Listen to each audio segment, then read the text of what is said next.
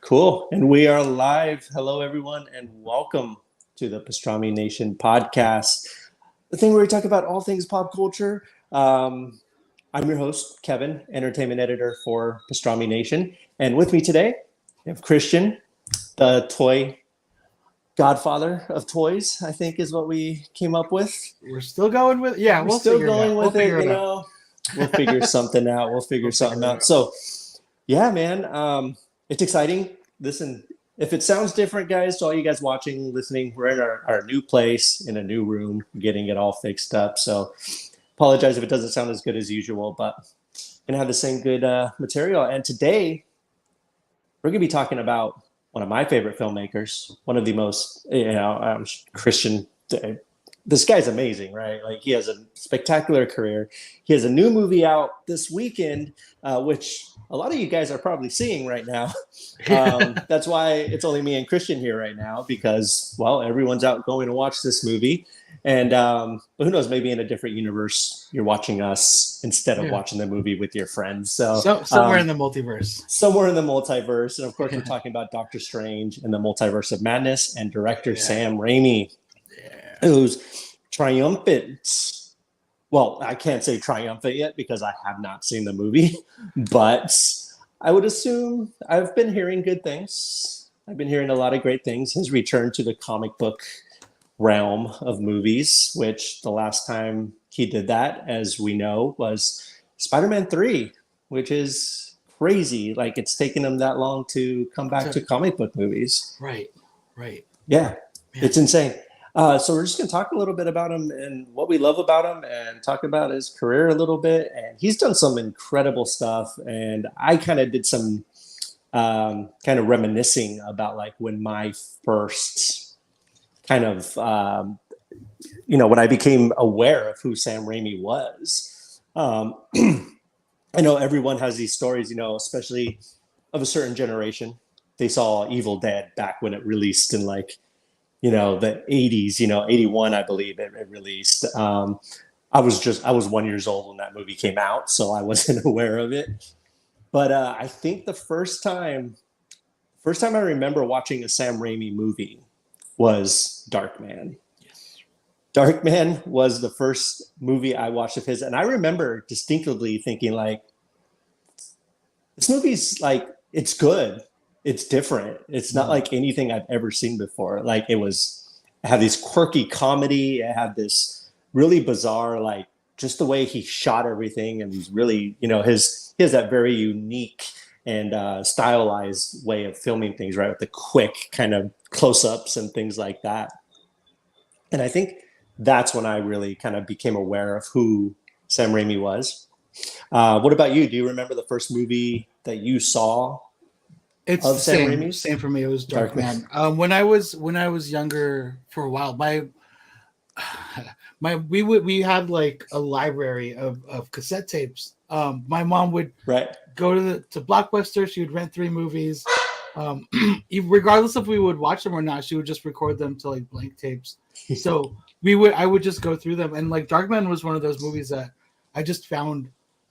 And I would watch repeatedly. Like I have so many distinct memories of that movie. That little like bird thing that would like press the keyboard, the explosion thing. Like there was just a lot, and like that was also I think my first movie that I remember Liam Neeson, in too. So same. I think it was my first exposure to Liam Neeson as well. Like I had no idea who he was before that, and I don't think a lot of people did. I think he was known, but not as known as he is today. Right. Which is crazy. Yeah, Darkman was the first one. And then I distinctly remember being at the video store and seeing the VHS of Army of Darkness. And I was like, I have no idea what this is. Like my parents, they take us every Friday night to go rent a movie or whatever. And I was like, I don't know what this is. Like, but it sounds cool. Like it sounds like pretty amazing, right? I was like, this guy travels back in time, he has a chainsaw for a hand and all this stuff. I'm like, dude, like this is insane. So I remember watching that and then not realizing till later, like, oh wait, like this is this is a sequel. Like this is a sequel to something. And of course, this was in the 90s. This is before the internet, all these things. So I just wasn't exposed to movies like Evil Dead and stuff growing up. And it was, when you see that, at the beginning of Army of Darkness, when his car comes crashing down and he's in the medieval times. Yeah. And then, but I think that was the movie where I was like, oh, this is like Sam Raimi. Like the Sam Raimi guy's kind of onto something. Like he's pretty good. He's got that quirky kind of, it reminded me, of course, he's very much into the slapstick, Three Stooges type of filmmaking. And that movie really exemplifies it, right? Yes, he's like fighting with his two heads, and he's fighting each other and poking each other's eye out. God, it's fantastic. And then you find out there's more, right? And that's always super exciting when you walk into something brand new and you end up loving it and you realize there's more of these things out there. And then, I went back to, I wasn't right after that, but it was fairly soon after that, probably when I was 16, 17, when I started to discover Evil Dead. I was like, this movie is insane. Evil Dead 2, I think, Evil Dead 2 is one of my favorite movies of all time. Right. Because it really exemplified everything Sam Raimi's about and did everything Evil Dead did, but better. Obviously, more money, bigger budget, things like that. Yeah. And I think that's when I became kind of obsessed. Like I was like, I had no idea who it was. And then again, that was like late 90s. So the internet was starting to come around again. And I could be like, oh, I can look this guy up. I can kind of find out more about him, figure out who he is, what other movies he's done. And the dude has a strong career. Like, he started out, I mean, I'm sure the stories, right? But the Evil Dead, he was shopping this trailer around forever. Like, this is the movie I want to make. And he eventually got it made, super low budget, super, like just a bunch of friends living in a cabin. They basically lived there while they were filming. Like that's the Hollywood way, right? I mean, that's the Hollywood dream, hang out with your friends. It's like Kevin Smith, right? Kevin Smith always says you want to work with your friends, like exactly, hang out with your friends. And that really like stuck with me as far as his work dedication and the type of movies he was putting out. Like this guy, he knows what he wants and he goes out and he gets it and he does it and he doesn't let anything stop, get in his way. And I think that was one of my first like exposures to that, being like, I want to be a filmmaker. I want to do that, go out there, film a movie, film something with my friends, hang out with people that I like. And then his career just kind of shot off from there. Evil Dead 2. Evil Dead 2 was more goofy, a little bit more funny, slapstick, It had that really, really great, when he chops off his hand and, Idle Hands did a really good kind of impression of that, scene where he cuts off his hand and he, the hand's running around, like was a thing from, Addams Family. And like going crazy. And I love the quirkiness of it and all that stuff. So what are your memories of Evil Dead? Do you remember when you first realized who Sam Raimi was? Same thing. It's crazy how similar it was. Army of Darkness I saw that before I saw Evil Dead or any of the other ones. Same. I was born in 82, so I wasn't even around for the first one. So, but man, Army of Darkness, I was just like, what? It was the most ridiculous thing, and I was like, wasn't it? I wasn't allowed to watch horror movies as a kid. I was way too imaginative. So like I would freak myself out and get in my own head. So my dad was like, you're cut off. You can't handle this. So like I wasn't used to watching horror movies. And I was like, I remember watching it. It was the same thing. I discovered the cassette. I popped it on and I'm like, oh my God, it's scary. But then I was like, why am I laughing? Like, what is this? And it was so ridiculous. And like, it was so different from anything that I had seen. And, he already, like, from the first movie, going back, like, he had such a concise, distinctive way of, like, visual storytelling, the way that Sam Raimi did. He had a way of just putting on screen exactly what he wanted to show you what needed to be seen for the story, and I love it. I mean, I think it works so well, and like it's really cool to see that even in like a huge blockbuster like Spider-Man and Spider-Man 2, right? To really see that. So I didn't realize, because I was just looking at the list right now, The Gift. My God, I did not realize that was him. Yes, I love that movie. The Gift is one of those movies that I knew it was Sam Raimi. At this point, I was kind of really nerding out about him. So when that movie was coming out, I remember being really excited. Yeah, that was also that was still kind of the phase where people weren't sure if they liked Keanu or not, right? So they were like, yes, like this guy. That's when he started taking on these more darker, like, The Gift. And I don't know if you remember The Watcher. He did this movie where he played a serial killer, and I believe it was him, and I can't remember who it was, but he was kind of like a Night Stalker type person. And cool. It was actually decent, but again, it was kind of like, hey, can he act, kind of thing. But The Gift, I thought he did freaking like he played the I don't know if sorry, spoilers if you all haven't seen it yet. Yeah, this movie came out late 90s. Exactly. But he played a freaking terrifying villain in that, like him and with Katie Holmes' character and things like that. Like he was the kind of the abusive, boyfriend or husband. I can't remember. But yeah, Sam Raimi, it was fantastic. Such a good movie. I used to because exactly. It was the like people were like not on the fence yet with Keanu, and I would tell people, I'm like, if you make fun of his acting, watch The Gift, because like man, he handles it well. Like he awesome in that. But that was just such a great cast with like Cate Blanchett, Greg Kinnear, Giovanni Ribisi, who was like one of my favorite actors in the 90s. Like, love that guy.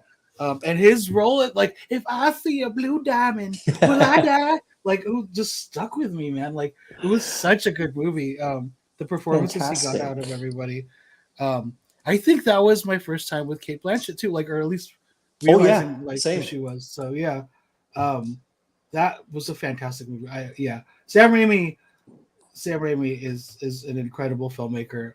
So I'm so excited to see what he does with this. I saw an interview recently, and he was talking about him coming back to the Marvel Universe. And Kevin Feige was an assistant, like on the Spider-Man movies back in the day. Yeah, the producer. Yeah. So he was like, dude, I'm so happy I was nice to him back then, which is so funny. But yeah, he said, if he got to look at the script, and he was like, look, if I'm starting this, tomorrow, I need two storyboard artists. I need concept artists. I need animators, like 2 animators. And then Kevin's like, I'm going to give you 10 animators. You're going to get 20 storyboard artists. He was like, and then he was like, oh, I forgot. Like, you know how to do this now. You guys are like the superhero machine now. He's like, this is amazing. So it's kind of cool to see. I'm so excited to see what he's going to do with just like no hold barred, no limitations to his visual thing. So really excited. I don't know. I even like I think the one movie that he did that everybody poo-poos on is Spider-Man 3, obviously, right? And I don't think anybody blames him for that necessarily, right? I think studio interference, whatever. Sony's like relentless desire to make the Sinister Six movie happen till this day. And thank God Nolan's not here, because he would be like, oh, the greatest movie, Morbius. But like, even as ridiculous as that movie was, and like, I think, the emo Peter, right? Or Billy Maguire that everybody says, like, I still remember that scene where he starts dancing and he's like, oh, make it jazz. Yeah. And it's like, I'm like, sitting in the theater, I'm like, oh my God. But as soon as that scene hits and Mary Jane's like, what are you doing? I'm like, I get pulled right back into the story. I'm like, oh my God. It's like, Peter, what are you doing? You jerk. Like, he's still like just amazing. Yeah. The story is so effective. Absolutely. And I part 3 still has its charm to it, right? Yes. Like, I watched it again recently and I'm like, it's not that bad. Yeah. Like, it's fine. Like, there's nothing wrong with it per se. I mean, well, there's things wrong with it, but there's nothing horrible about it that makes it like an awful movie. It just doesn't flow right. And you can totally tell the studio was like, let's ram Venom in there. Let's do all these things. Yeah, and like his Spider-Man movies, I don't think anything knew what to expect because, again, this is, back in the early 2000s, comic book movies were just kind of like X-Men had hit, I mean, there was other things like Blade had done really well. X-Men X2, I think, had come out by then, possibly by the time the first Spider-Man come out. Right. So people were kind of like, but that was also kind of one of my thoughts, right? It was like, all right, so the guy who did Evil Dead is going to be making a Spider-Man movie. I mean, it could be the best thing in the world, or but I had that kind of, I have his sensibilities are like my sensibilities, so I was excited for it a little. I was like, dude, this could be cool. Like, Reddit wasn't a thing back then, so the Twitter wasn't really a thing, so you couldn't really, but there were these forums back in the day, where you can go and it'd be just like, Twitter or Reddit, or people were just like tearing it apart before it even had a chance to see the light of day. But what he did with those movies, like legitimatized comic book movies, right? Yes, like legitimatized Spider-Man. He put his stamp on it. He put his style on it, but he was a comic book fan, right? So he knew who these characters were. Like, and one thing I love about his trilogy, Spider-Man trilogy, is it's very, again, upon rewatch, it was very Shakespearean. Like, it had this classic Shakespearean kind of like, with the best friends, and then there's it's a classic story, right? But it reminded me of even the way they talk in that movie. And obviously it's not old fashioned English, it's not old English or anything, but it even had the same kind of flow as Shakespeare in a weird way, like the way the characters interacted, the way the, characters, interacted with each other. I thought that was, and that's what struck me the most upon this rewatch, is just how much of a classic feel it had. Like, I feel like his Spider-Man movies are going to be, I'm going to get a lot of stuff for saying this, but I think they're going to stand the test of time as opposed to the ones that we have now. I love, obviously, No Way Home, incredible, right? Like, all those are great. But his Spider-Man movies are going to stand the test of time. And I believe the same thing with the X-Men movies. Like, the first two, at least, I think part two especially, is going to, live on past this MCU stuff. You know what I mean? And I think the MCU is great, and I'm super excited to go watch Doctor Strange. And I love Sam Raimi, but there's going to come a point where, who knows? I mean, I don't think it's going to happen anytime soon, but in 20 years, they're going to reboot it again, right? They're going to have a new Tony Stark. They're going to have a new Captain America. It's all going to start over again. And I think these ones will just kind of be there. You know what I mean?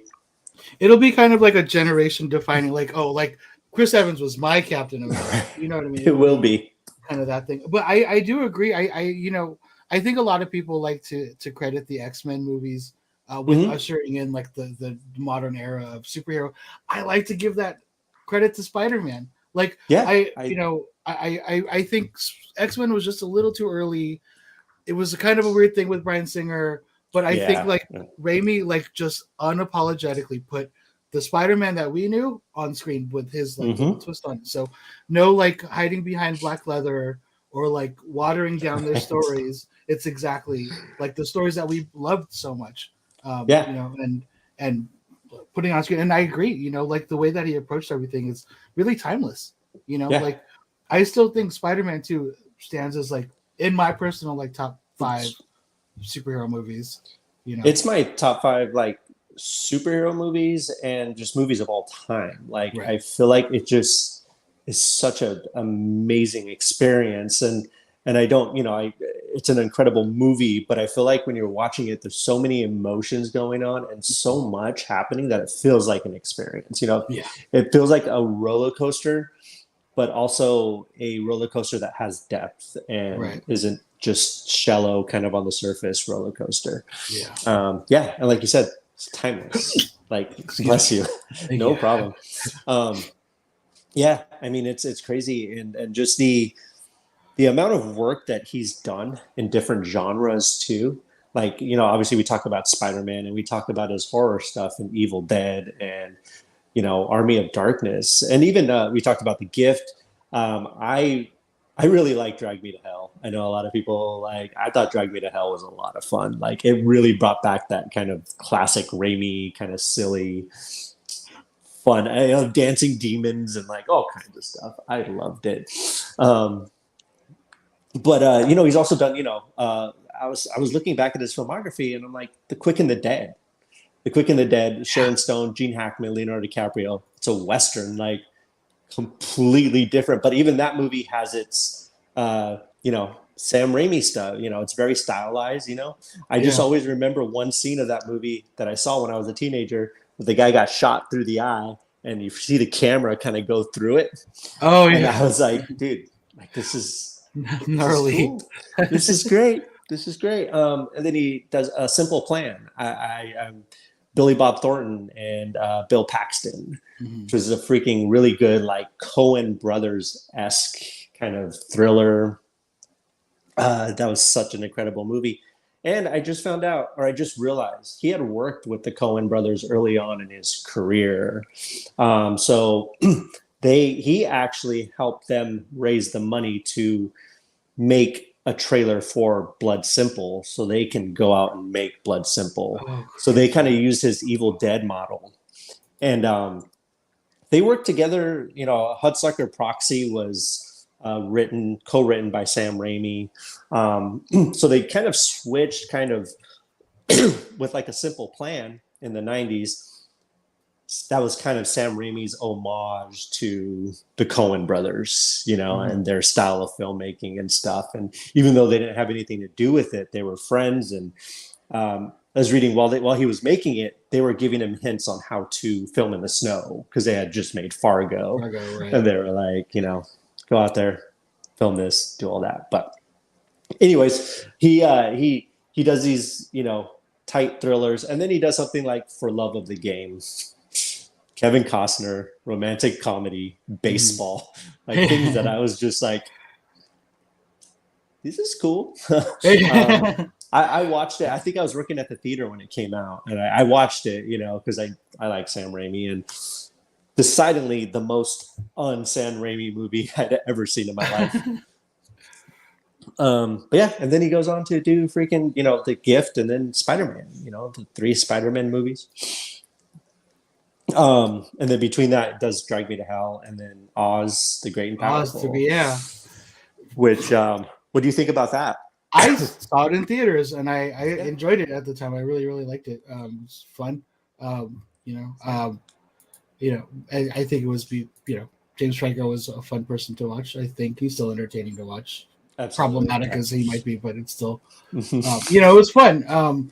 I remember there was a lot of like cool, like little homages to the original, and yeah, that was a lot of fun. I did not. I'm just looking at his list, and I'm like, there's so many things I just didn't realize. Dude, yeah, like For the Love of the Game, I did not realize. Yeah, For the Love of the Game, Kevin Costner, and I wonder, that wasn't Renee Russo. I can't remember who the girl was in that.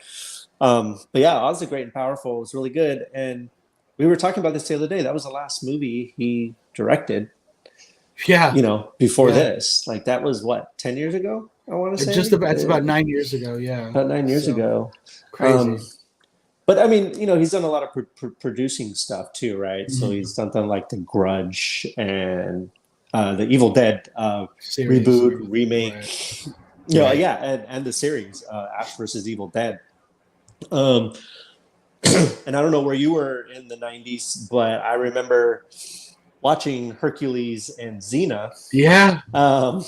You know, which he had a big hand in, and I thought those were always a lot of fun. And that's another one, you know, Kevin Sorbo. There's another one that's a little bit problematic today. But, you know, Lucy Lawless is incredible. And it was so great seeing her show up in Ash versus Evil Dead. Yeah. Like she is incredible. Oh, that's so cool. And yeah, she has her cameos in the Spider-Man movies too. Yeah. That's really cool. She's amazing. Yeah, I'm so excited to see this movie right now. So tracking. I guess they're tracking this movie to pull in anywhere between 160 and possibly like 220 on the higher end. It's going to, which will put this possibly at like the 5th highest grossing movie of all time, which is insanity. I think the last movie in May to release to those numbers was the first Avengers movie. So, really? Which is yesterday. Today is the 10-year anniversary for the first Avengers movie. So that's so crazy. So crazy. So crazy. I can't believe it's already been 10 years. And like, yeah, it's insane. So I don't know. I'm just so glad that they're able to get like Raimi of all people to kind of to bring this to life. So it was just I just remember when they first announced Raimi was going to be directing this, it was just kind of giddy with excitement. Yeah. It's like, oh, perfect. Same. So I think, see, what's confusing to me a little bit is, so we had Scott Derrickson, obviously was, he directed the first Doctor Strange and not Insidious, Sinister and all these other movies. And the idea was he was going to do like horror, like this was going to be like horror, right? Like he wanted to do a straight up horror comic book movie, which I think would have been amazing, especially for this story and everything. He got creative differences, like they always say. Right. He got let go, and Sam Raimi comes on, and now I'm hearing that it's very horror tinged, like it's got a lot of horror elements into it. I am curious as to the differences between what Derrickson was going to do and what Raimi did. I can imagine Raimi might be a little bit more light-handed with it, right? Not as heavy-handed. And I love Scott Derrick. His new movie, was it The Black Phone with Ethan Hawke? Looks freaking incredible. Oh, I've heard. I haven't seen the trailers yet. Dude, it looks insane. Based on a short story by Joe Hill, who's Stephen King's son. But it looks freaking crazy. Anyways, I listen. I branch. I'm sorry. But I am curious what Derrickson's original vision was for this movie. And I do think Sam Raimi came in and kind of probably looked at the script and was like, I can do that. Right. Let's do that. Put his little trutches on it. So I think when the movie initially hit Rotten Tomatoes, it was like at an 86. Mm-hmm. It's currently at 78 right now, which is nothing to scoff at. I think everybody was hoping or expecting it to do a little bit better. But I think that might have something to do with it. Like the fact that people weren't expecting, like such a horror direction with a Marvel movie. What I'm also hearing is that this requires the most you need to be invested. Like this really rewards you if you are up to date with all the MCU stuff. It's really hurt, especially with something like WandaVision, right? Like this ties. Obviously, we kind of had the idea that was going to happen, but that this ties directly into WandaVision. So if you haven't watched, so quick tangent here. I have a couple friends who have kind of fallen off the MCU just because like there's so much, right? Like you have to watch the TV shows in order to understand a lot of these movies. Like, there's a new Captain America coming out, right? Like there's going to be a Captain America 4. It's already been announced. We know who the new Captain America is, right? But you have to watch that show to understand how he got from point A to point B. What are your thoughts on that? Are you like, personally, I think it's pretty cool, right? I think it's the first time we've ever kind of had this really interconnected thing. But on the other hand, I'm still kind of like, that's a lot of stuff to watch just to enjoy a movie. You know what I mean? Yeah, I first of all, I'm 100% invested. This is same. What I like. I was raised on comic books, specifically Marvel stuff. My dad was a big nerd, so I'm in turn. This is this. Nice. If I could go back and tell myself, show myself, look at all these movies that are going to come out, in the 90s, I'd be like, no way. It was just almost unbelievable. But yeah, it's kind of amazing, and I think they've been doing this long enough where it is a big ask, but they're we put out so much, and if they have to treat every movie with like, oh, but we can't anticipate them to have watched previous movies, then that's kind of unfair to them too, because how like we're 27, 28 movies in now, so I get both ways, but like me as somebody who's watched everything, even like I wasn't crazy about What If, but like I watched all of it, so I'm happy to be there, because I feel like I'm kind of in the know now, like right. I'm like, and like you said, when have we gotten this before in the movies? Like when have we had a franchise this long lasting? Exactly. With this many movies, you can say Star Wars, but like 9 movies, No, yeah, like this is it's unprecedented. Like it is insane to me that like it's considered its own franchise. Like like the MCU is it's a franchise. Like that's just it's so a genre, like even insane. Like that's crazy. And like you have someone like, and I do again. Listen, another tangent, but DC needs to just. I'm not saying they have to do exactly what Marvel's doing, but they need someone at the helm saying, "Hey, this is what we need to do. This is our blueprint. This is our map. Yeah, let's get here." Yeah. And I feel like they could be as successful, and I hate to say this, if not more so than the MCU, if they, actually got their stuff together and figured out what they're doing. Man, yeah, I had bets going on a while back when Captain America, Civil War, and Batman vs Superman were coming out on the same weekend, or like within weeks. And I had people saying like, "Hey, like Batman vs Superman, 2 biggest superheroes of all time. Of course, it's going to make more money. Like, dude, it's going to make billions." And I'm like, probably not. I'm like, it's Captain America, and like they were like, it's Captain America and all these C-list, heroes, because at the time they're still big, but I'm like, no, dude, like, but that's true, right? Like a movie featuring Batman and Superman going up against each other should be the biggest movie of all time, exactly, easily, but it wasn't, as we know. That turned out. And I hate to be the I want all the movies to be good, right? I always want to go to the movies. I want everybody to be successful. So when I say that I'm a Marvel guy, it's not because like I want DC to fail. I want awesome DC movies. I always want that. I think it really sucks what's going on. And then on top of it, with like the whole Ezra Miller thing going on, and like I'm like they're banking so hard on this Flashpoint movie to do well, and then Ezra's like punching women at a bar. I'm like, what are you doing, man? I'm like, God. So it's just like they just can't get things to work out for them, unfortunately. But they can't.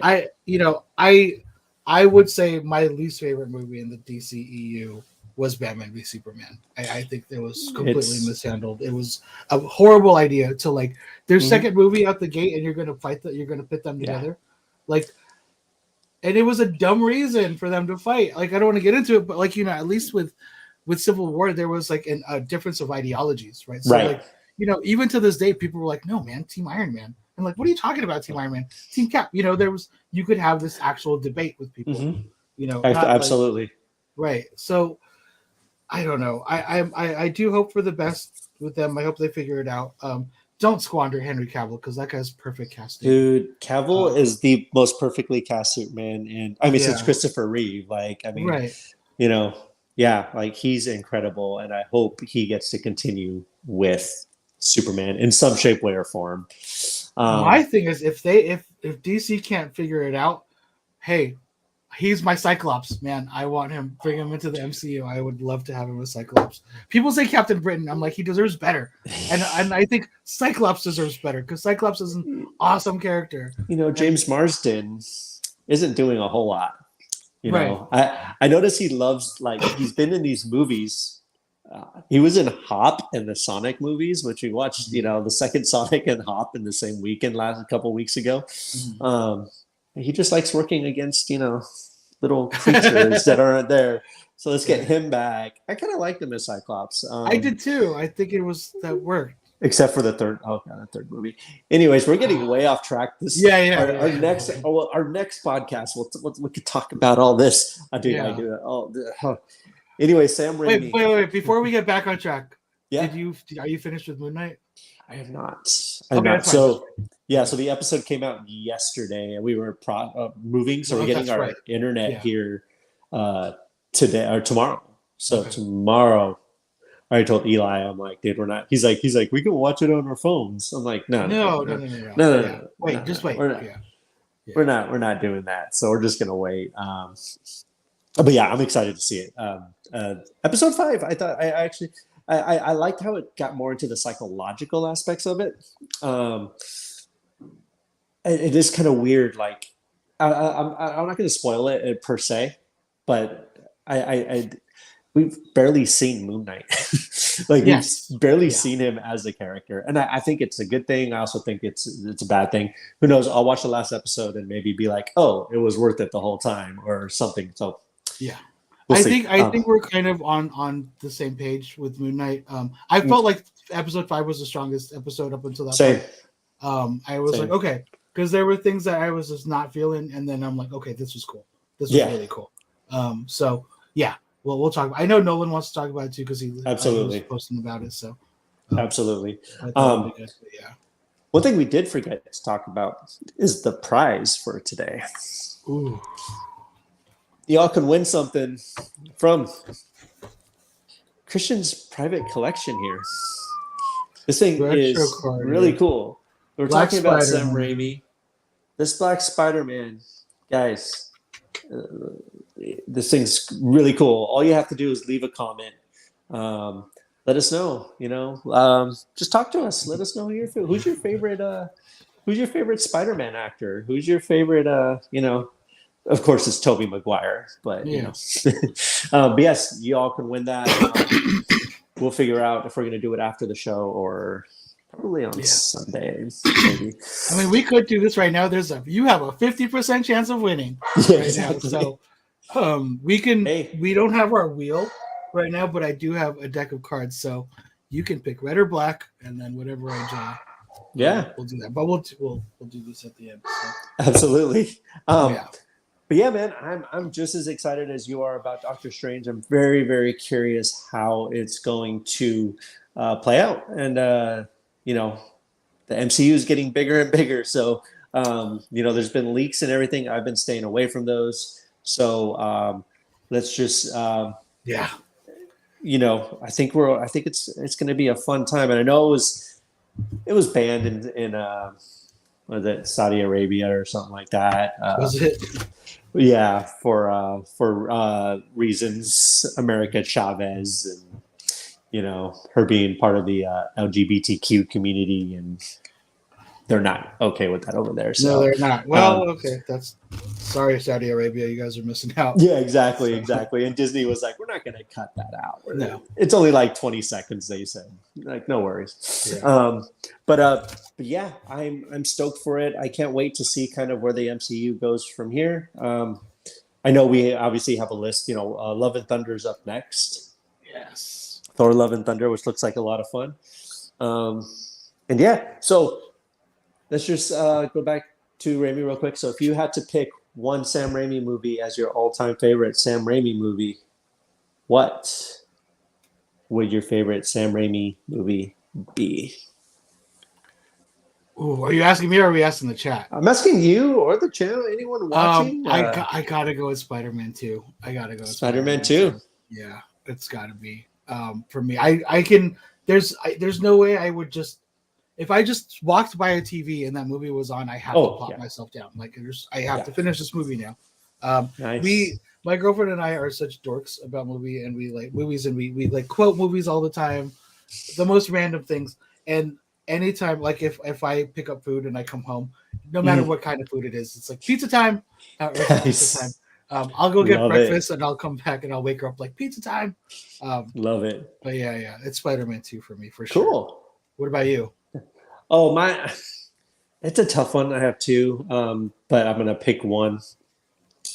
Mine would have to be, as much as I love Spider-Man 2, and it's one of my favorite movies of all time, Evil Dead 2 barely wins it out. There's something just so much fun about that movie for me, and it was kind of not my first introductions to horror, but the character of Ash, in Army of Darkness was definitely one of those characters that I kind of just found to be super interesting and super funny because I was young when it came out, and I was like, this dude's awesome, Bruce Campbell.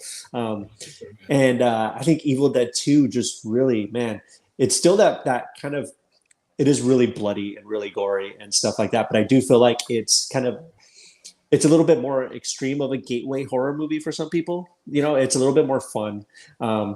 We don't really, put a whole lot of stock into, sounds horrible, to what our kids watch per se, but like we show them horror, especially around Halloween time. That's one of the movies we can all watch together and kind of just laugh. And it's silly. And even my kids, like they have fun with it, but they know it's corny, but that's what I love about it. It has that charm to it. Sam Raimi written all over it. And it's like, if someone was to ask me what Sam Raimi was about, I would show them that movie. I'd be like, here, like, watch this movie. You get the whole feel of this guy, whether or not you're going to like him. If you don't like this movie, you're not going to like his movies. But if you love this movie, you're going to love everything else he makes. Even his big budget, Spider-Man 2. Like, there's so much evil. That's another thing about those movies is that they are very horror tinged, especially the first one. The first one has that body horror element to it. Oh, no. No, the first one was more like Dr. Jekyll, Mr. Hyde. The second one had the body horror elements to it. So with Doc Ock in that hospital scene. Oh, so good. The best scene of the movie. It's cool. Evil Dead. Like, it's got Evil Dead written all over it. And it's got that really... chainsaw. The chainsaw. Like, terrifying, too. I'm watching it. I'm like, wow, like, this was in a Spider-Man movie? Yeah, like, that is insane. So good. Spider-Man 2, Arturo. That's a good choice, man. Yeah. Can't go wrong with Spider-Man 2. So let's go ahead and so we have Arturo picked red and Heather's got black. I've been shuffling right now. Here, I'm going to do this. I'll do this on camera so you guys can see. So I won't do this, and I'm going to reveal to the camera. We'll do one more cut. Black. Oh, black. There you go, Heather. Cool. So congratulations. I don't know who you guys are supposed to send your address to, but send it. I think I always get it from Nolan, so you guys can send it to him or the Pastrami Nation thing. I'm not quite sure. Yeah, send it to Nolan. Send it to the Pastrami Nation page, cool. And we'll get it sent out to you. That's really cool. Congratulations. It's a cool figure. Yeah. I think when it comes down to Raimi, man, there's only a handful of directors that have such a distinct visual style that you can just watch their movie without being told, and you're like, this is a Raimi movie. You know what I mean? And like he's definitely one of them. Kind of uncompromised and only like just got sharper as he's gotten older, Absolutely. And it's still there from 81 to now. You'll still see his signature all over it. So I don't know. I can't say. I literally just now realized that was Raimi that did The Gift, and I used to love that movie so much. So that's awesome, dude. It's always nice learning those surprises, right? Those nice little surprises. You're like, oh my gosh, like that's insane. Yeah. But also, if you guys haven't seen it yet, we had I don't know if you guys have watched it, but on Pastrami Nation, we had the opportunity to interview Sam's brother, Ted, on one of our episodes 2 years ago, maybe. Might have been a little bit longer than that, a little bit shorter. I can't remember, but you can check it out on YouTube. Anyone watching, listening, check it out on YouTube. You can check it out on audio. It was a really fun interview. We got to talk to him about a short film he had just done with the director of the short film was there as well. So that was, it was a lot of fun. And we got to geek out a little bit about some Hercules stuff because he was in Hercules and like all these other things. So he was really, really cool. So go check that out, guys, if you guys haven't already. I think that's it, man. You're about to go watch Doctor Strange in the Multiverse of Madness, and I'm super jealous. I think Nolan and Jason are probably watching it right now as we speak. Yeah. And they're either being very, very, loving it or hating it. Who knows? We'll find out when we talk about it, and hopefully we'll be able to talk about it next week. So I think that will be a lot of fun. Thank you guys for watching. Thank you guys for listening. I believe the audio will be up at some point as well. Christian, that was a lot of fun. Kevin, thank you. Always a pleasure. Yeah, definitely. Yeah. And remember to you guys can check out Pastrami Nation on Facebook, Instagram, Twitter, TikTok, Yes. all kinds of stuff, guys. Like we're like growing and expanding, and it's great and it's fantastic. So, and thank you everyone for supporting us and listening to us. Stay tuned for more awesome podcasts. We have the Pastrami Nation podcast and also the Brick Therapy podcast, which we're going to be planning another episode for. So it's a podcast where we talk about Lego. So if you guys haven't checked those out yet, those are on YouTube. And all of our social media. So those are a lot of fun. So and there's a lot of cool Lego stuff I really want to talk about. So, but we'll keep it for Brick Therapy. All right, you guys, have a great night. Be safe. Till the next watch time. Doctor Strange in the Multiverse of Madness and have a fantastic weekend. All right, guys, have a good night. Bye, guys. Bye.